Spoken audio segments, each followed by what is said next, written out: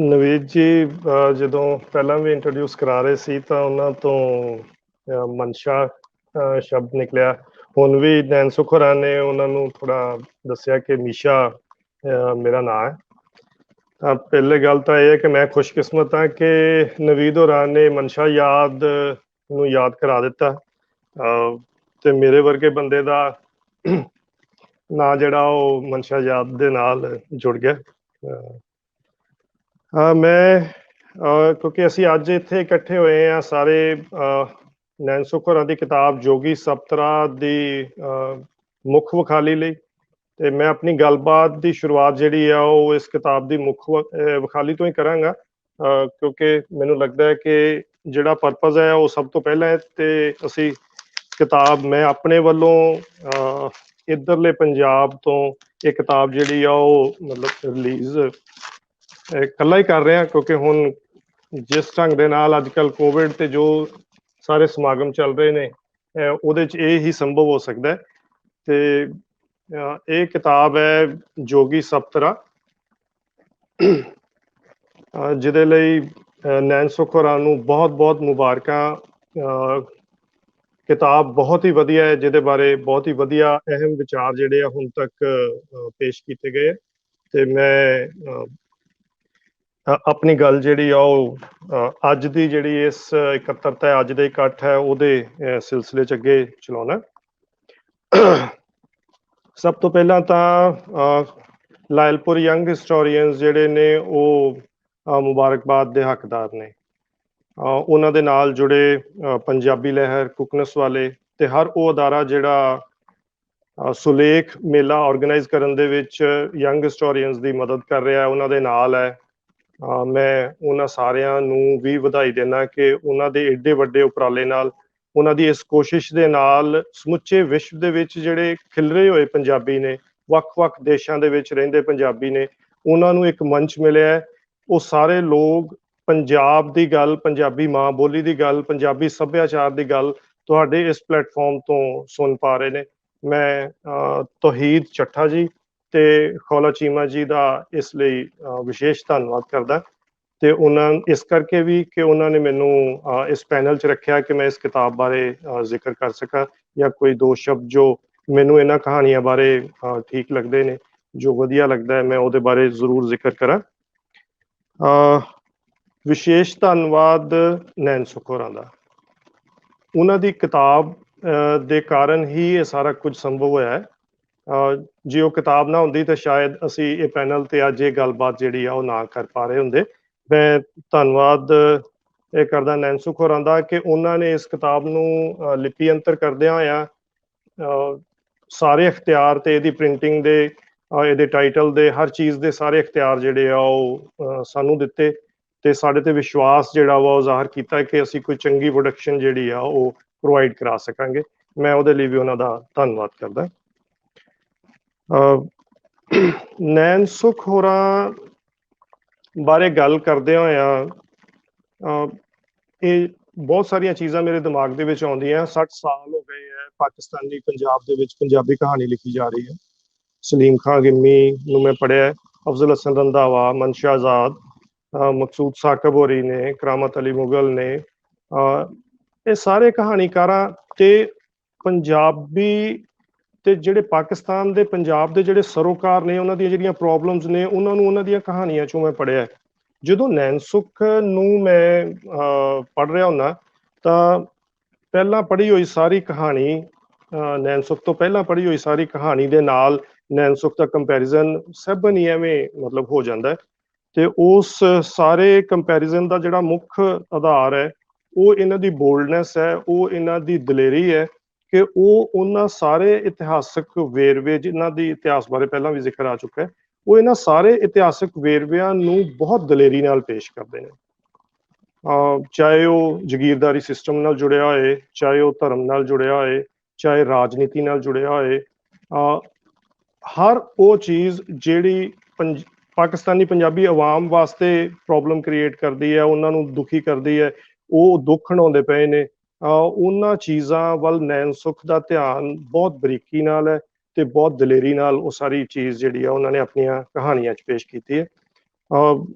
ਜਿੰਨਾ ਮਰਜ਼ੀ ਆਪਣੇ ਆਪ ਨੂੰ ਰੋਕ ਲਈਏ, ਪਰ ਅਸੀਂ ਧਰਤੀ ਪੰਜ ਦਰਿਆਈ ਤੇ ਆਈਪੁਰੇ ਦੀ ਵਾਰ ਦੀ ਗੱਲ ਕੀਤੇ ਬਿਨਾ ਮਤਲਬ ਗੱਲ ਨੈਣ ਸੁੱਖ ਦੀ ਗੱਲ ਜਿਹੜੀ ਆ ਉਹ ਅਧੂਰੀ ਰਹਿ ਜਾਂਦੀ ਹੈ।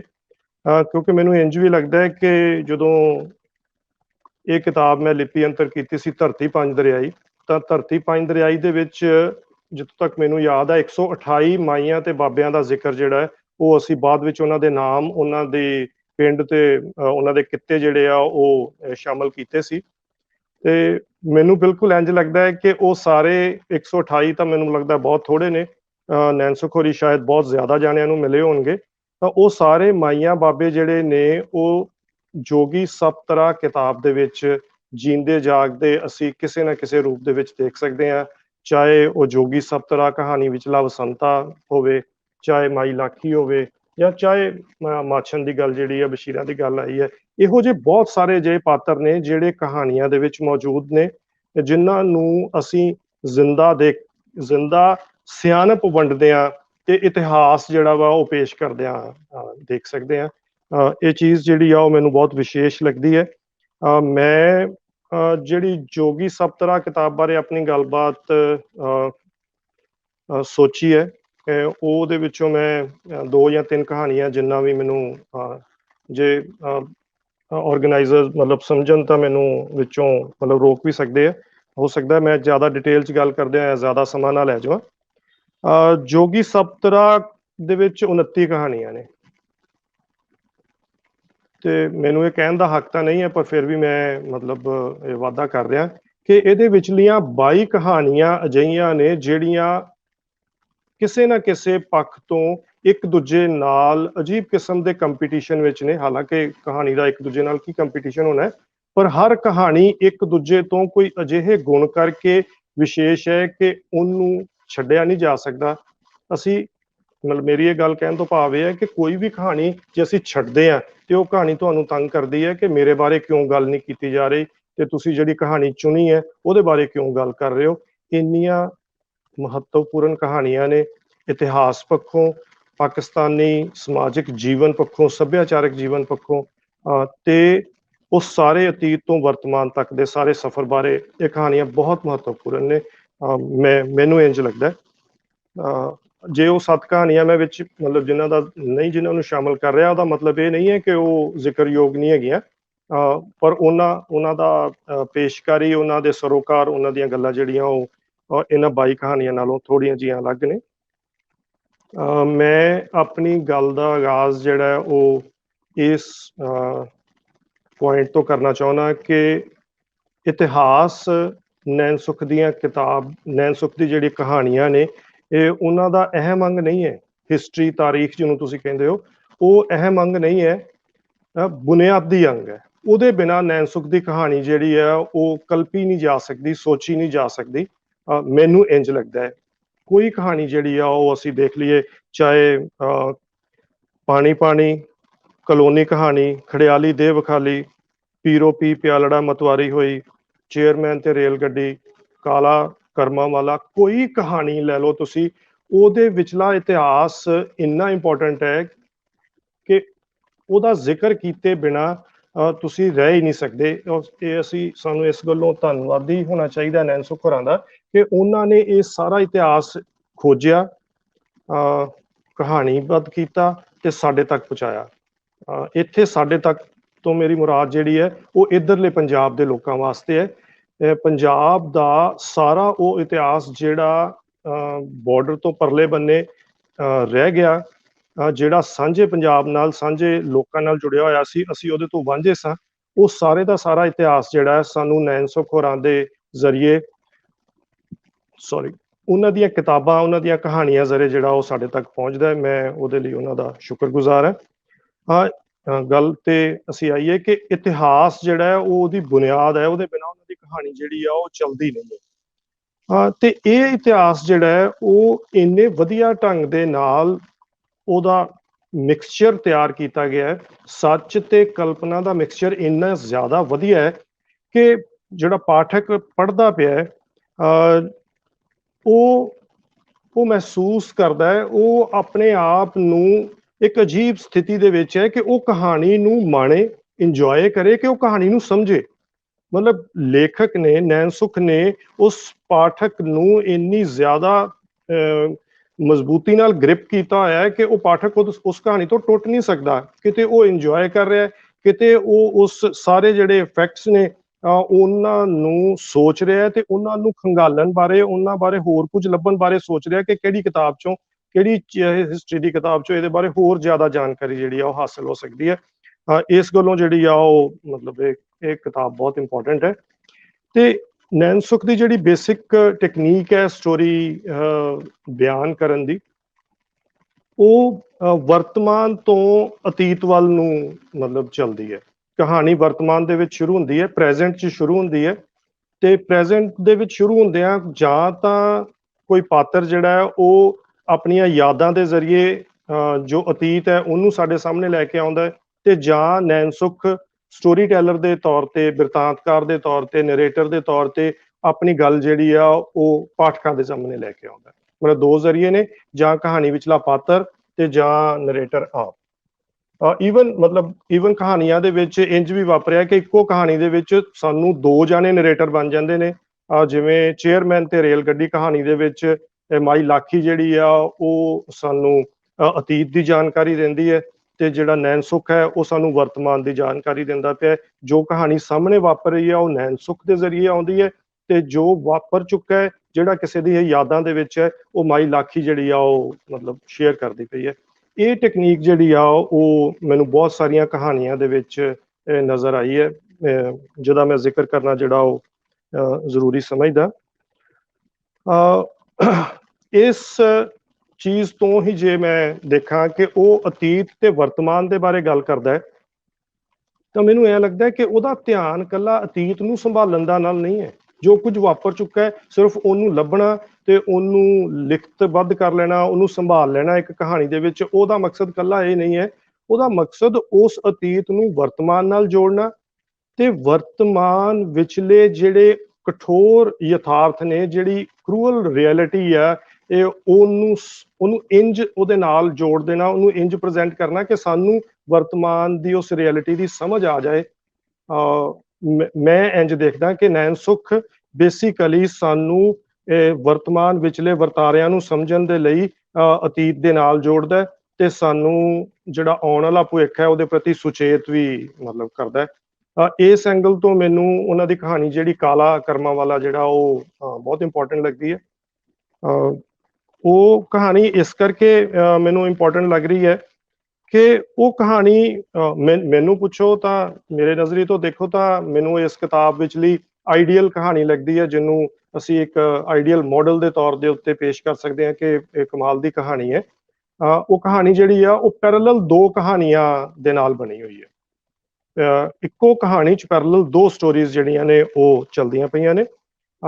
ਜਿਹੜੀ ਸਟੋਰੀ ਸਾਡੇ ਸਾਹਮਣੇ ਆਉਂਦੀ ਪਈ ਹੈ ਉਹ ਇੱਕ ਕਰੈਕਟਰ ਹੈ, ਜਿਹੜਾ ਉਹਦਾ ਮੇਨ ਕਰੈਕਟਰ ਹੈ ਇਹ ਜੀਰਾ। ਜੀਰੇ ਦੀ ਜ਼ਿੰਦਗੀ ਨੂੰ, ਜੀਰੇ ਤੋਂ ਰਾਣਾ ਮੰਜ਼ੂਰ, ਰਾਣਾ ਮੰਜ਼ੂਰ ਤੋਂ ਮੰਜ਼ੂਰ ਪੰਜਾਬੀ, ਜਾਂ ਜਿਵੇਂ ਉਹਦੀ ਬੀਵੀ ਜਿਹੜੀ ਹੈ ਉਹਦਾ ਨਾਂ ਜਿਹੜਾ ਉਹ ਸਾਜਦਾ ਬੀਬੀ ਹੈ, ਤਾਂ ਸਾਜਦਾ ਬੀਬੀ ਸਾਜਦਾ ਬੇਗਮ ਕਿਵੇਂ ਬਣ ਗਈ, ਜਾਂ ਉਹਦਾ ਸਾਲਾ ਜਿਹੜਾ ਉਹ ਕਰਾਮਤ ਅਲੀ ਹੈ ਉਹ ਕਿਵੇਂ ਕਾਮਰਾਨ ਖਾਨ ਬਣ ਗਿਆ, ਤੇ ਕਿਵੇਂ ਅਸਰੀਕ, ਜਿਵੇਂ ਦੇਖੋ ਕਿਸ ਤਰ੍ਹਾਂ ਅਕਸੀਰ ਫੱਕੀ ਤੇ ਨਸ਼ੀਲੇ ਸੁਰਮੇ ਜਾਂ ਹਾਜ਼ਮੇ ਦੀਆਂ ਟਿੱਕੀਆਂ ਵੇਚਣ ਵਾਲਾ ਬੰਦਾ ਲਾਹੌਰ ਦੇ ਇੱਕ ਪੌਸ਼ ਕਲੋਨੀ ਦੇ ਵਿੱਚ ਆਪਣਾ ਘਰ ਬਣਾ ਲੈਂਦਾ ਹੈ, ਤੇ ਕਿਵੇਂ ਉਹਦੇ ਕੋਲ ਕਾਰ ਵੀ ਹੈ ਤੇ ਕਿਵੇਂ ਉਹਦੇ ਕੋਲ ਡਰਾਈਵਰ ਵੀ ਹੈ। ਉਹ ਕਿਵੇਂ ਮਤਲਬ ਇਹ ਸਾਰਾ ਦਾ ਸਾਰਾ ਸਫ਼ਰ ਜਿਹੜਾ ਉਹ ਤੈਅ ਕਰਦਾ ਹੈ। ਕਹਾਣੀ ਇੱਕ ਕਹਾਣੀ ਤਾਂ ਸਾਨੂੰ ਇਹ ਨਜ਼ਰ ਆਉਂਦੀ ਹੈ, ਔਰ ਦਿਸਦੀ ਕਹਾਣੀ ਇਹ ਹੈ, ਪਰ ਉਸ ਦਿਸਦੀ ਕਹਾਣੀ ਦੇ ਬਿਲਕੁਲ ਪੈਰਲਲ ਨੈਣ ਸੁਖ ਨੇ ਇੱਕ ਅਜਿਹੀ ਕਹਾਣੀ ਜਿਹੜੀ ਆ ਉਹ ਕ੍ਰੀਏਟ ਕੀਤੀ ਹੈ ਜਿਹੜੀ ਅਸਲ ਵਿੱਚ ਉਹਦਾ ਮਕਸਦ ਹੈ। ਰਾਣਾ ਮੰਜ਼ੂਰ ਦੀ ਕਹਾਣੀ ਸਾਡੇ ਤੱਕ ਪਹੁੰਚਾਉਣਾ ਇਸ ਕਹਾਣੀ ਦਾ ਮਕਸਦ ਨਹੀਂ ਹੈ। ਇਸ ਕਹਾਣੀ ਦਾ ਅਸਲ ਮਕਸਦ ਜਿਹੜਾ ਹੈ ਉਹ ਉਦੋਂ ਸ਼ੁਰੂ ਹੁੰਦਾ ਹੈ ਜਦੋਂ ਸਾਨੂੰ ਇਹ ਪਤਾ ਲੱਗਣਾ ਸ਼ੁਰੂ ਹੁੰਦਾ ਹੈ ਕਿ ਇਹ ਜਿਹੜੀ ਜਿਹਦੇ ਬਾਰੇ ਗੱਲ ਕੀਤੀ ਜਾ ਰਹੀ ਹੈ ਉਹ 16ਵੀਂ ਸਦੀ ਤੋਂ ਗੱਲ ਸ਼ੁਰੂ ਹੁੰਦੀ ਪਈ ਹੈ। ਪੰਜਵੀਂ ਪਾਤਸ਼ਾਹੀ ਗੁਰੂ ਅਰਜਨ ਦੇਵ ਜੀ ਵੱਲੋਂ ਇੱਕ ਇਲਾਕੇ ਦੇ ਚੌਧਰੀ ਨੂੰ ਉਹਦੀ ਸੇਵਾ ਕਰਕੇ ਆਸ਼ੀਰਵਾਦ ਦਿੱਤਾ ਜਾਂਦਾ ਹੈ ਕਿ ਤੇਰਾ ਖਾਨਦਾਨ ਜਿਹੜਾ ਉਹਦੇ ਵਿੱਚ ਉਹਦੀ ਬਹੁਤ ਇੱਜ਼ਤ ਵਧੇਗੀ, ਤੇ ਉਹੀ ਖਾਨਦਾਨ ਜਿਹੜਾ ਹੈ ਉਹ ਸਿੱਖਾਂ ਦੀ ਜਿਹੜੀ ਆ ਉਹ ਨਕਈ ਮਿਸਲ ਜਿਹੜੀ ਆ ਉਹ ਉਹਦਾ ਸਰਦਾਰ ਜਿਹੜਾ ਉਹ ਬਣ ਜਾਂਦਾ ਤੇ ਕਿਵੇਂ ਉਹ ਨਕਈ ਮਿਸਲ ਜਿਹੜੀ ਹੈ ਬਾਅਦ ਵਿੱਚ ਈਸ਼ਰ ਸਿੰਘ ਨਕਈ ਜਿਹੜਾ ਉਹ ਮੁਸਲਮਾਨ ਹੋ ਜਾਂਦਾ, ਇਸਲਾਮ ਧਾਰਨ ਕਰ ਲੈਂਦਾ ਤੇ ਅਬਦੁਲ ਅਜ਼ੀਜ਼ ਨਕਈ ਹੋ ਜਾਂਦਾ। ਉਸ ਬਿਰਤਾਂਤ ਨੂੰ ਸਿੱਖਾਂ ਦੇ ਇਸਲਾਮ ਵਿੱਚ ਕਨਵਰਸ਼ਨ ਦੀ ਜਿਹੜੀ ਆ ਉਹ ਜਾਣਕਾਰੀ ਦਿੰਦੀ ਪਈ ਹੈ। ਤੇ ਫਿਰ ਕਿਸ ਢੰਗ ਨਾਲ ਉਸ ਨਕਈ ਮਿਸਲ ਦਾ ਬਾਬਾ ਸ਼ੇਖ ਫਰੀਦ ਦੇ ਲਸ਼ਕਰ, ਜਿਹੜਾ ਬਾਬਾ ਸ਼ੇਖ ਫਰੀਦ ਦਾ ਜਿਹੜਾ ਗੱਦੀ ਨਸ਼ੀਨ ਹੈ, ਉਹਨਾਂ ਦੇ ਲਸ਼ਕਰ ਦੀਵਾਨ ਸੁਜਾਨ ਚਿਸ਼ਤੀ ਦਾ ਨਕਈਆਂ ਨਾਲ ਲੜਾਈ ਹੁੰਦੀ ਹੈ ਤੇ ਉਸ ਲੜਾਈ ਦੇ ਵਿੱਚ ਹਾਂਸ, ਢੁੱਡੀ, ਪੱਟੀ ਤੇ ਖੋਖਰ ਜਿਹੜੇ ਹੈ ਉਹ ਨਕਈਆਂ ਨੂੰ ਹਰਾਉਂਦੇ ਪਏ ਨੇ। ਹੁਣ ਇਹ ਜਾਣਕਾਰੀ ਆਉਂਦੀ ਪਈ ਹੈ ਤੇ ਪਾਠਕ ਜਿਹੜਾ ਉਹ ਮਤਲਬ ਉਹ ਅਜੀਬ ਕਿਸਮ ਦੀ ਸਥਿਤੀ ਦੇ ਵਿੱਚ ਹੈ ਕਿ ਇੱਕ ਬੰਨੇ ਤਾਂ ਉਹ ਕਹਾਣੀ ਹੈ ਤੇ ਲੇਖਕ ਜਿਹੜਾ ਉਹ ਸਾਨੂੰ ਇਹ ਕਹਾਣੀ ਜਿਹੜੀ ਆ ਇਹਦੇ ਵਿੱਚੋਂ ਇਸ ਇਤਿਹਾਸ ਦੇ ਬਾਰੇ ਸਾਨੂੰ ਕਿਉਂ ਮਤਲਬ ਜ਼ਿਕਰ ਕਰਦਾ ਪਿਆ, ਇਹਦੀ ਗੱਲ ਜਿਹੜੀ ਆ ਉਹ ਕਿਉਂ ਛੇੜਦਾ ਪਿਆ।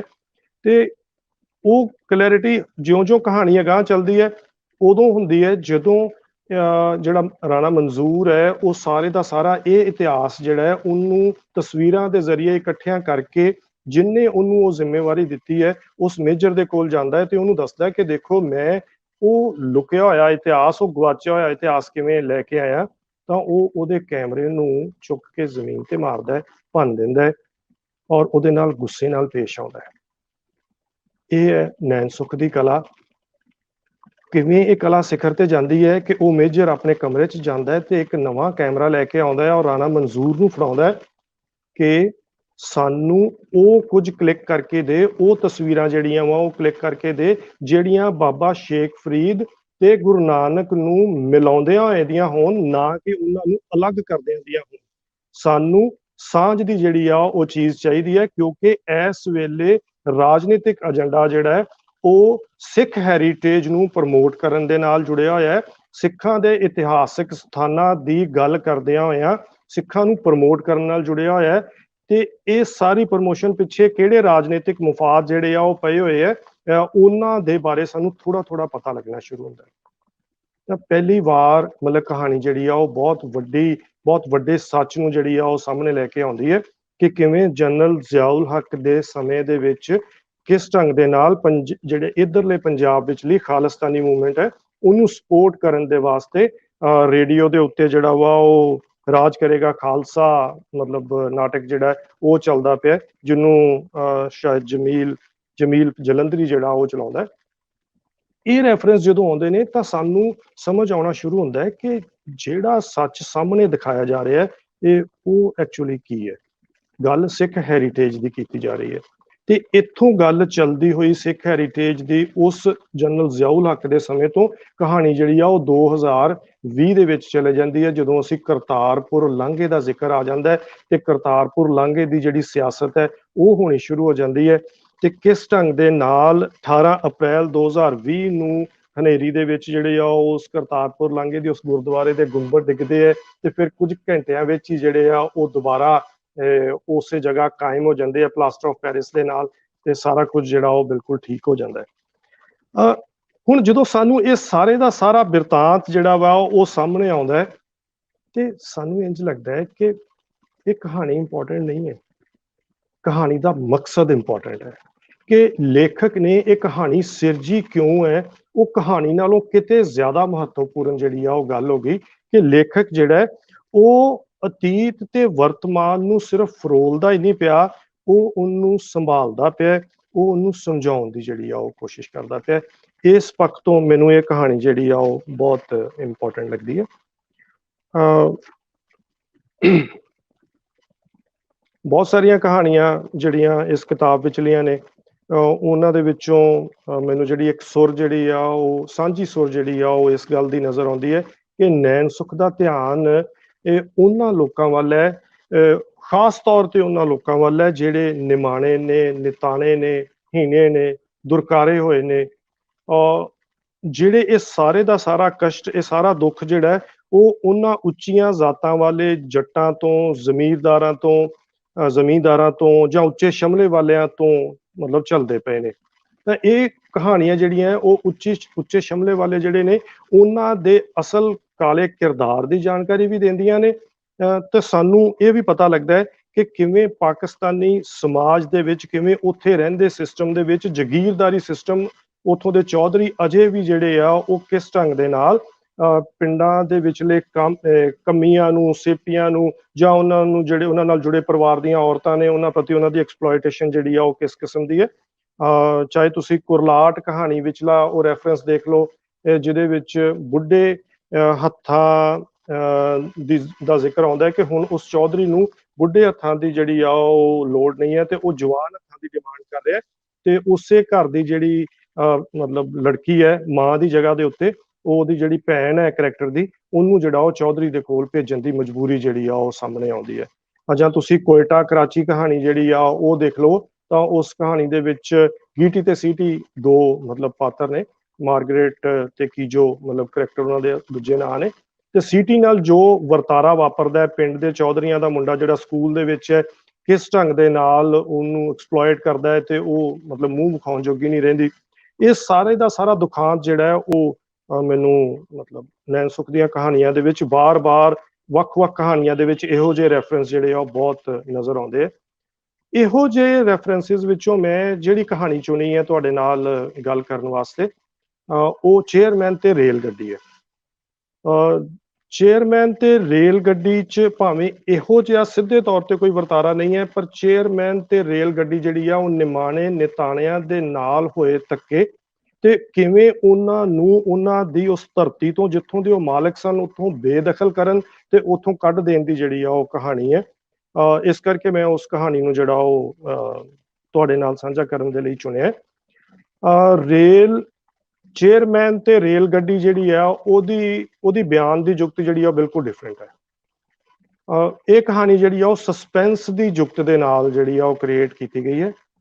ਅਸੀਂ ਇਹਨੂੰ ਇੱਧਰ ਉਤਸੁਕਤਾ ਦੀ ਜੁਗਤ ਜਿਹੜੀ ਆ ਉਹ ਕਹਿੰਦੇ ਆ ਕਿ ਕਰਿਓਸਿਟੀ ਕ੍ਰੀਏਟ ਕੀਤੀ ਜਾਂਦੀ ਹੈ ਪਾਠਕ ਦੇ ਮਨ ਦੇ ਵਿੱਚ, ਕਿ ਉਹ ਸੋਚੇ ਕਿ ਲੇਖਕ ਕੀ ਕਹਿੰਦਾ ਪਿਆ, ਲੇਖਕ ਕੀ ਕਹਿਣਾ ਚਾਹੁੰਦਾ ਪਿਆ। ਇਹ ਮਤਲਬ ਇਹ ਉਹਨੂੰ ਰਿਐਲਿਟੀ ਨਾ ਨਜ਼ਰ ਆ ਰਹੀ ਹੋਏ, ਉਹਨੂੰ ਉਹ ਚੀਜ਼ ਉਲਝਾ ਰਹੀ ਹੋਏ, ਇਸ ਕਿਸਮ ਦੀ ਜੁਗਤ ਦੇ ਨਾਲ ਇਹ ਕਹਾਣੀ ਜਿਹੜੀ ਆ ਉਹ ਕ੍ਰੀਏਟ ਕੀਤੀ ਗਈ ਹੈ। ਤੇ ਉਤਸੁਕਤਾ ਜਾਂ ਮਤਲਬ ਸਸਪੈਂਸ ਜਾਂ ਕਰਿਓਸਿਟੀ ਕਿਸ ਗੱਲ ਦੀ ਹੈ ਕਿ ਕਹਾਣੀ ਦਾ ਜਿਹੜਾ ਮੇਨ ਕਰੈਕਟਰ ਹੈ, ਕਹਾਣੀ ਦਾ ਜਿਹੜਾ ਮੁੱਖ ਪਾਤਰ ਹੈ ਉਹ ਚੇਅਰਮੈਨ ਹੈ। ਉਹਦੀ ਮਾਂ ਜਿਹੜੀ ਆ ਉਹ ਚੌਧਰਾਣੀ ਹੈ, ਉਹਦਾ ਪਿਓ ਜਿਹੜਾ ਉਹ ਰਾਣਾ ਹੈ, ਤੇ ਉਹਦੀ ਇੱਕ ਖਾਸ ਕਿਸਮ ਦੀ ਖਾਰ ਹੈ, ਉਹ ਇੱਕ ਖਾਸ ਕਿਸਮ ਦਾ ਉਹਨੂੰ ਗੁੱਸਾ ਹੈ ਜਿਹਦਾ ਉਹ ਇਜ਼ਹਾਰ ਜਿਹੜਾ ਉਹ ਕਰਦਾ ਰਹਿੰਦਾ ਹੈ।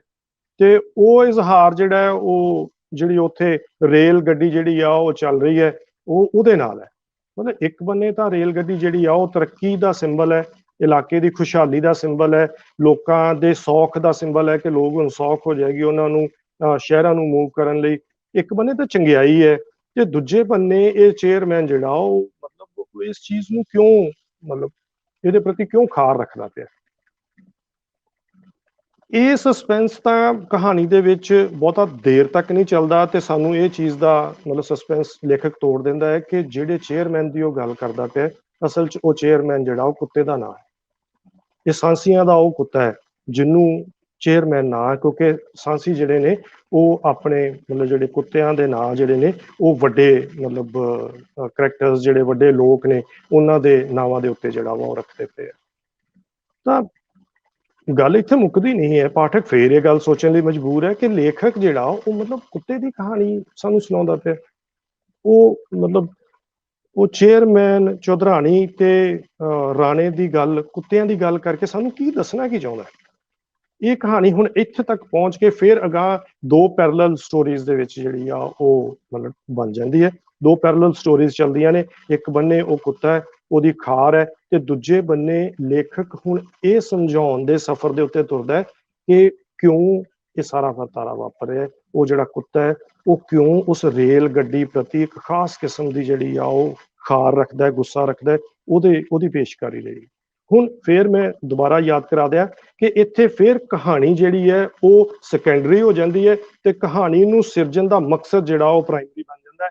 ਕਿਉਂ ਕਹਾਣੀ ਲਿਖੀ ਗਈ, ਨੈਣ ਸੁੱਖ ਦਾ ਧਿਆਨ ਜਿਹੜਾ ਉਹ ਇਸ ਚੀਜ਼ ਵੱਲ, ਨੈਣ ਸੁੱਖ ਇਸ ਚੀਜ਼ ਨੂੰ ਕਦੀ ਵੀ ਹੱਥੋਂ ਨਹੀਂ ਜਾਣ ਦਿੰਦਾ। ਉਹ ਆਪਣੇ ਇਸ ਮਕਸਦ ਨੂੰ ਕਹਾਣੀ ਦੇ ਵਿੱਚ ਜਿਹੜਾ ਉਹ ਲੈ ਕੇ ਆਉਂਦਾ ਹੈ, ਤੇ ਮਕਸਦ ਜਿਹੜਾ ਹੈ ਉਹ ਜਿਉਂ-ਜਿਉਂ ਸਾਹਮਣੇ ਆਉਂਦਾ ਹੈ ਸਾਨੂੰ ਪਤਾ ਲੱਗਦਾ ਹੈ ਕਿ ਇਹ ਕੁੱਤਾ ਜਿਹੜਾ ਹੈ ਉਹ ਰਾਜਪੂਤਾਂ ਇਹ ਕੁੱਤਾ ਜਿਹੜਾ ਉਹ ਗੁੱਜਰਾਂ ਜੱਟਾਂ ਤੋਂ ਵੀ ਖਬਰਦਾਰ ਰਹਿੰਦਾ ਹੈ। ਫਿਰ ਮਤਲਬ ਧਿਆਨ ਆਉਂਦਾ ਹੈ ਉਹਨਾਂ ਐਸਟੈਬਲਿਸ਼ ਲੋਕਾਂ ਵੱਲ। ਇਹ ਐਸਟੈਬਲਿਸ਼ ਲੋਕ ਜਿਹੜੇ ਨੇ ਉਹਦਾ ਰੈਫਰੈਂਸ ਆਉਂਦਾ ਬਹੁਤ ਪਿਛਾਂਹ ਕਹਾਣੀ ਜਦੋਂ ਚਲੇ ਜਾਂਦੀ ਹੈ। ਦੌਲਤ ਖਾਂ ਲੋਧੀ ਦੇ ਹਿਸਟਰੀ ਜਿਹੜੀ ਆ ਉਹ ਮਤਲਬ ਆਪਣੇ ਆਪ ਨੂੰ ਪਿਛਾਂਹ ਲੈ ਜਾਂਦੀ ਹੈ। ਦੌਲਤ ਖਾਂ ਲੋਧੀ ਦੇ ਵੇਲੇ ਦੀ ਜਦੋਂ ਧਾੜਵੀ ਜਿਹੜੇ ਆ ਉਹ ਬਾਹਰੋਂ ਆ ਰਹੇ ਨੇ, ਉਹਨਾਂ ਸਮਿਆਂ ਦੇ ਵਿੱਚ ਕਹਾਣੀ ਜਿਹੜੀ ਆ ਉਹ ਚਲੇ ਜਾਂਦੀ ਹੈ, ਜਦੋਂ ਇਸ ਪਿੰਡ ਦਾ ਨਾਂ ਜਿਹੜਾ ਹੈ ਉਹ ਫਤਿਹਪੁਰ ਨਹੀਂ ਸੀ, ਕਾਲੀਬਾਰ ਦੇ ਨਾਂ ਨਾਲ ਥਾਂ ਜਾਣੀ ਜਾਂਦੀ ਸੀ। ਹੁਣ ਕਹਾਣੀ ਜਿਹੜੀ ਆ ਉਹ ਨਵੇਂ ਸਿਰਿਓਂ ਸ਼ੁਰੂ ਹੁੰਦੀ ਹੈ ਕਿ ਕਾਲੀਬਾਰ ਦੇ ਲੋਕ ਜਿਹੜੇ ਉਸ ਵੇਲੇ ਦੇ ਮਾਲਕ ਸਨ ਉਹ ਸਾਂਸੀ ਸਨ, ਤੇ ਉਹ ਲੋਕ ਜਿੰਨੇ ਉਹ ਜੀ ਸਨ ਉਨੇ ਹੀ ਉਹਨਾਂ ਨੇ ਅਗਾਂਹ ਜਿਹੜੇ ਆ ਉਹ ਕੁੱਤੇ ਰੱਖੇ ਹੁੰਦੇ ਸੀ।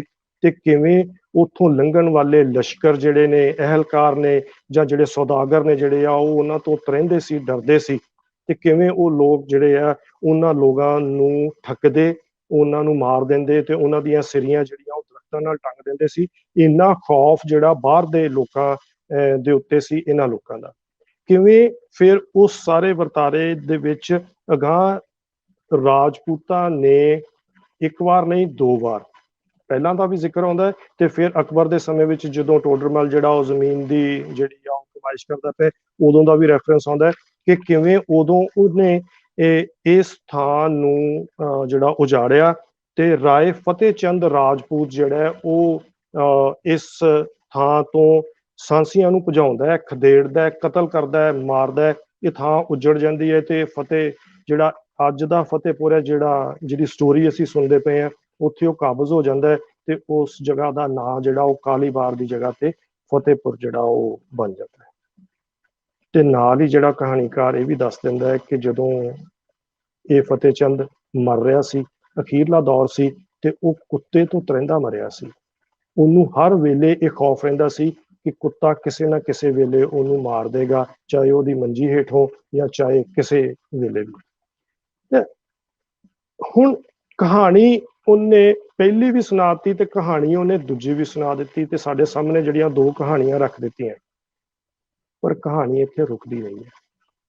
ਦੋ ਕਹਾਣੀਆਂ ਦੇ ਮੁੱਕਣ ਬਾਅਦ ਕਹਾਣੀ ਜਿਹੜੀ ਆ ਉਹ ਸਾਹਮਣੇ ਆਉਂਦੀ ਹੈ ਕਿ ਜਿਹੜੀ ਮਾਈ ਲਾਖੀ ਹੈ ਉਹਨੇ ਜਿਹੜੀ ਸਟੋਰੀ ਮਤਲਬ ਸੁਣਾਈ ਹੈ, ਉਹ ਜਿਹੜੀ ਕਹਾਣੀ ਸਾਡੇ ਤੱਕ ਪਹੁੰਚੀ ਹੈ, ਇਹ ਉਹ ਕਹਾਣੀ ਜਿਹੜੀ ਆ ਉਹ ਨੈਣ ਸੁੱਖ ਨੇ ਤਾਂ ਇੱਥੇ ਲਿਖ ਦਿੱਤੀ ਹੈ, ਪਰ ਨੈਣ ਸੁੱਖ ਨੇ ਇੱਥੋਂ ਇੱਕ ਨਵੀਂ ਕਹਾਣੀ ਜਿਹੜੀ ਆ ਉਹ ਲਿਖਣੀ ਸ਼ੁਰੂ ਕੀਤੀ ਹੈ। ਇੱਕੋ ਕਹਾਣੀ ਦੇ ਵਿੱਚ ਮਤਲਬ ਸਾਨੂੰ ਤੀਜੀ ਡਾਇਮੈਂਸ਼ਨ ਜਿਹੜੀ ਆ ਉਹ ਨਜ਼ਰ ਆਣੀ ਸ਼ੁਰੂ ਹੁੰਦੀ ਹੈ, ਜਦੋਂ ਸਾਨੂੰ ਇਹ ਕਲੈਰਿਟੀ ਹੁੰਦੀ ਹੈ ਕਿ ਅਸਲ ਵਿੱਚ ਇਹ ਕੁੱਤਾ ਉਸ ਰੇਲ ਗੱਡੀ ਦੇ ਪ੍ਰਤੀ ਇੱਕ ਖਾਸ ਕਿਸਮ ਦੀ ਖਾਰ ਰੱਖਦਾ ਹੈ, ਜਿਹੜੀ ਰੇਲ ਗੱਡੀ ਇੱਥੋਂ ਸਾਂਸੀਆਂ ਦੇ ਉਜਾੜੇ ਦਾ ਕਾਰਨ ਬਣੀ ਹੈ।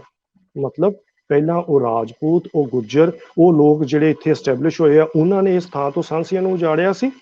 ਹੁਣ ਇਹ ਥਾਂ ਜਿਹੜੀ ਆ ਉਹ ਫਿਰ ਦੁਬਾਰਾ ਸਾਂਸੀ ਜਿਹੜੇ ਆ ਇੱਥੋਂ ਰਹਿੰਦੇ ਖੁੰਦੇ ਸਾਂਸੀ ਜਿਹੜੇ ਆ ਉਹਨਾਂ ਨੂੰ ਉਜਾੜਿਆ ਜਾ ਰਿਹਾ, ਤੇ ਉਸ ਉਜਾੜੇ ਦਾ ਕਾਰਨ ਕੀ ਬਣਦਾ ਕਿ ਮਾਈ ਲਾਖੀ ਜਦੋਂ ਮਰ ਜਾਂਦੀ ਹੈ ਤਾਂ ਉਹਦਾ ਪੋਤਰਾ ਜਿਹੜਾ ਹੈ ਉਹ ਕਿਸੇ ਚੋਰੀ 'ਚ ਫੜਿਆ ਜਾਂਦਾ ਹੈ, ਤੇ ਇਸ ਇਲਾਕੇ ਦੇ ਸਮੁੱਚੇ ਜਿਹੜੇ ਚੌਧਰੀ ਨੇ, ਜਿਹੜੇ ਰਾਜਪੂਤ ਨੇ, ਉਹ ਸਾਰੇ ਸਾਂਸੀਆਂ ਨੂੰ ਇੱਥੋਂ ਦੇਸ਼ ਨਿਕਾਲਾ ਦੇ ਦਿੰਦੇ ਨੇ।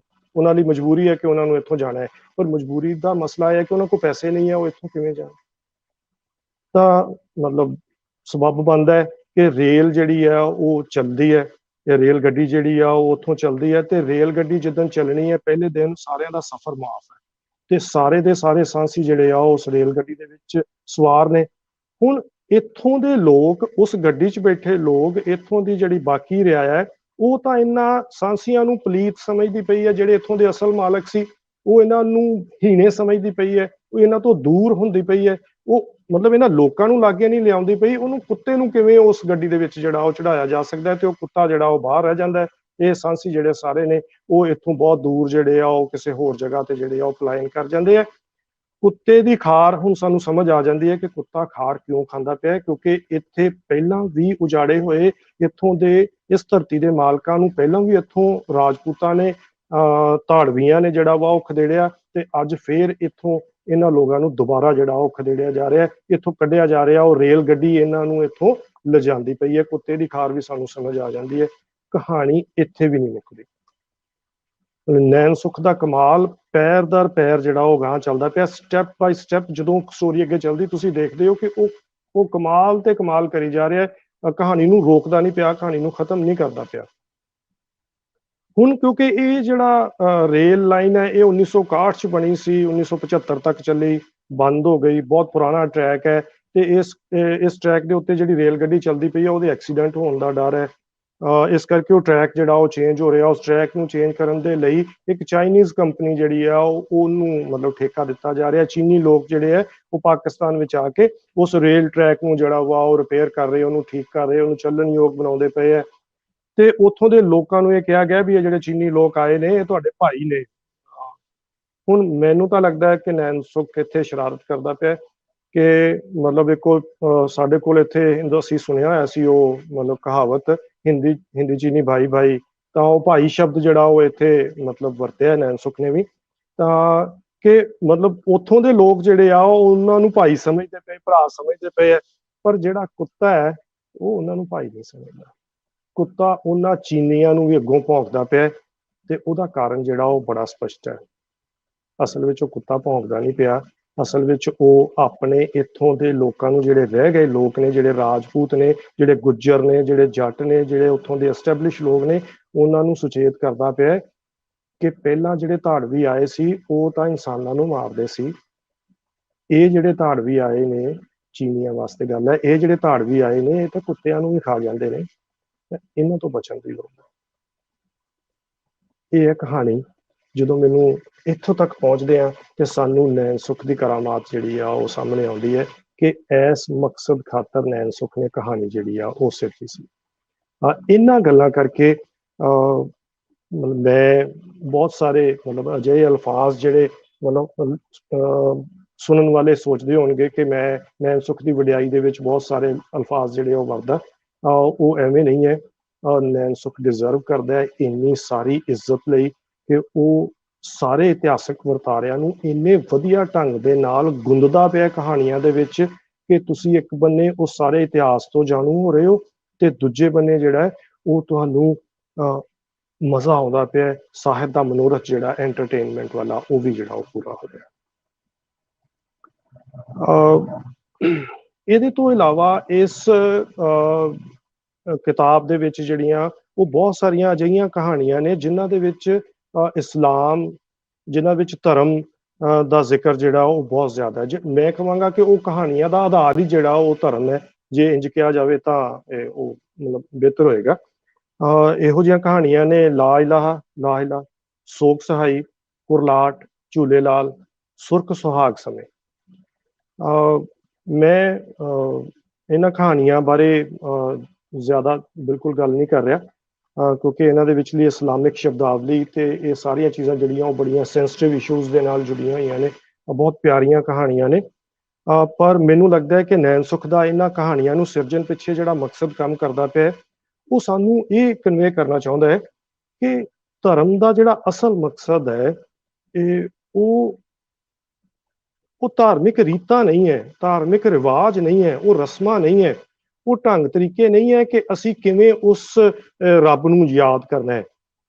ਅਸਲ ਵਿੱਚ ਧਰਮ ਦਾ ਜਿਹੜਾ ਮਕਸਦ ਹੈ ਉਹ ਇਨਸਾਨ ਵਿਚਲੀ ਇਨਸਾਨੀਅਤ ਜਿਹੜੀ ਹੈ ਉਹਨੂੰ ਕਾਇਮ ਕਰਨਾ ਹੈ, ਇਨਸਾਨ ਨੂੰ ਉਸ ਇਨਸਾਨੀਅਤ ਉੱਤੇ ਕਾਇਮ ਰਹਿਣ ਲਈ ਤਿਆਰ ਕਰਨਾ ਹੈ ਤੇ ਇਨਸਾਨ ਵਿਚਲੇ ਉਸ ਹੈਵਾਨ ਦੇ ਉੱਤੇ ਕਿਵੇਂ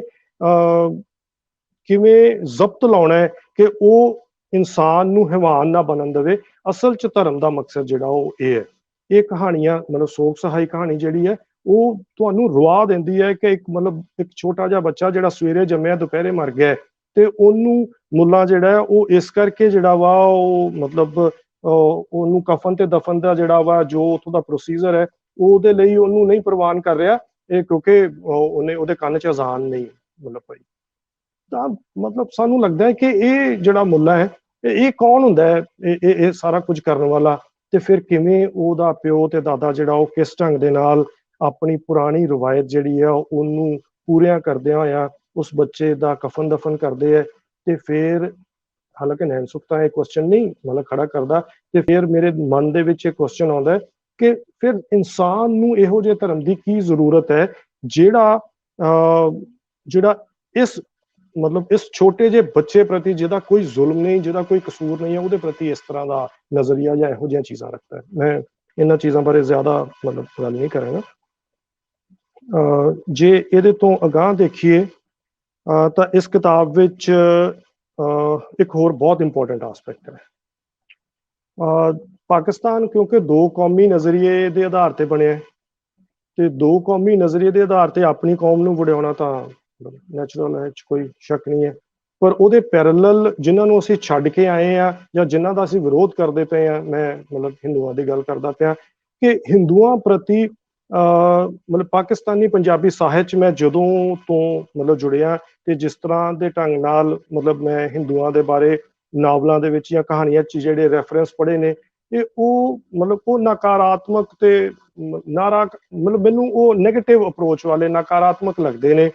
ਉਹ ਸੰਕੀਰਨ ਨੇ, ਉਹ ਬਾਇਸਡ ਨੇ। ਮੈਂ ਮਤਲਬ ਇਸ ਢੰਗ ਦੇ ਨਾਲ ਮੈਂ ਕਹਿਣ ਦੀ ਮਤਲਬ ਗੁਸਤਾਖੀ ਕਰਦਾ ਪਿਆ।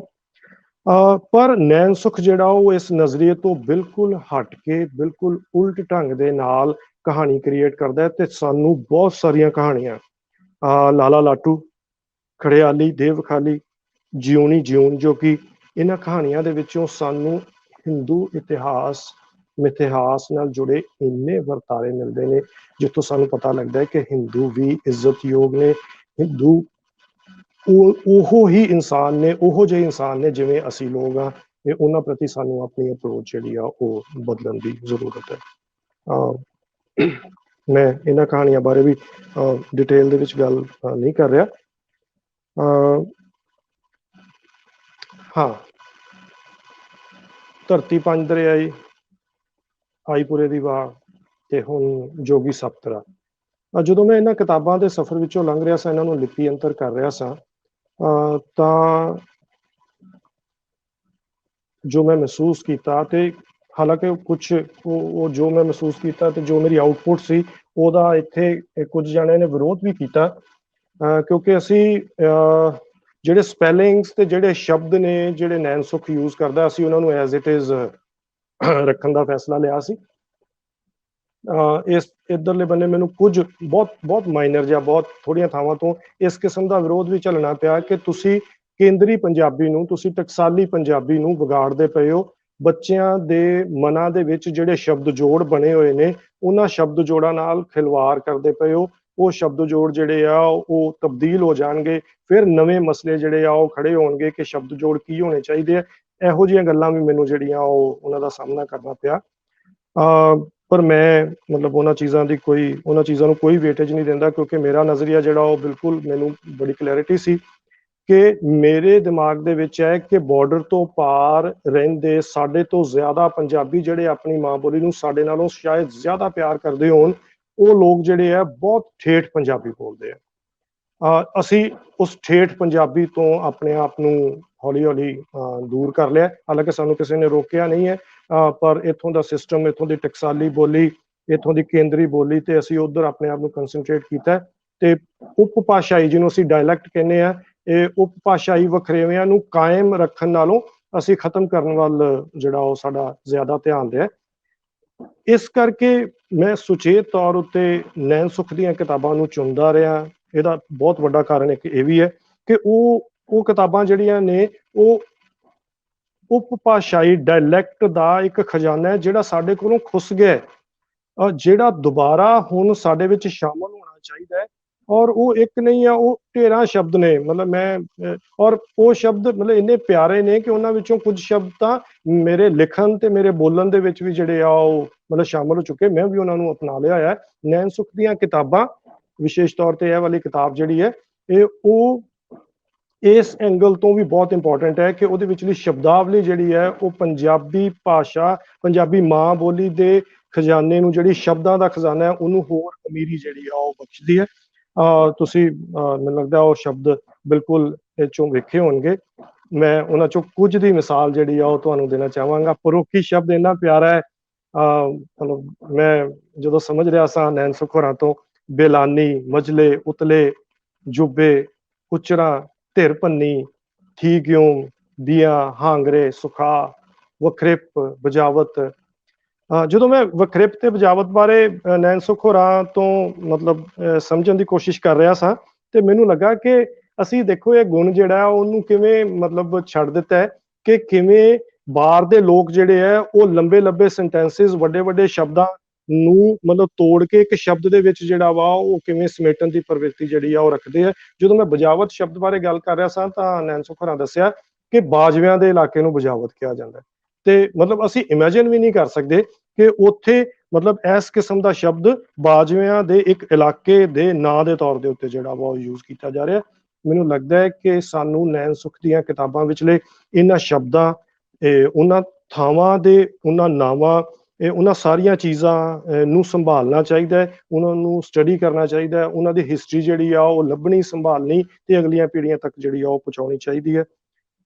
ਮੈਂ ਆਪਣੀ ਗੱਲ ਜਿਹੜੀ ਆ ਉਹ ਇੰਨੀਆਂ ਕੁ ਗੱਲਾਂ ਦੇ ਨਾਲ ਸਮੇਟਣਾ ਚਾਹਾਂਗਾ।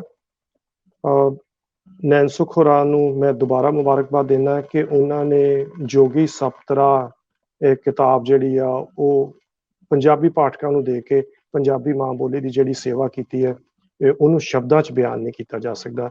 ਬਹੁਤ ਬਹੁਤ ਧੰਨਵਾਦ।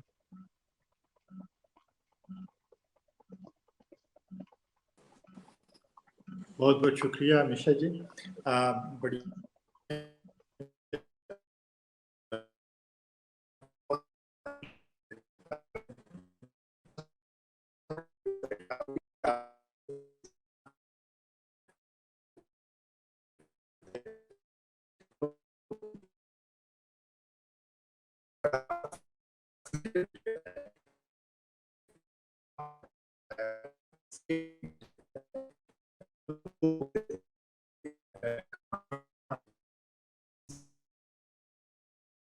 ਫਿਕਰ ਵੀ ਲਾਉਂਦੀਆਂ ਨੇ ਤੇ ਉਹ ਸਵਾਲ ਵੀ ਉਠਾਉਂਦੀਆਂ ਨੇ, ਤੇ ਉਹ ਗੱਲ ਤੁਸੀਂ ਬੜੀ ਖੂਬਸੂਰਤੀ ਨਾਲ ਤੇ ਬੜੇ ਇੱਕ ਸਟਲ ਤਰੀਕੇ ਨਾਲ ਉਹ ਕੀਤੀ ਸਾਡੇ ਨਾਲ।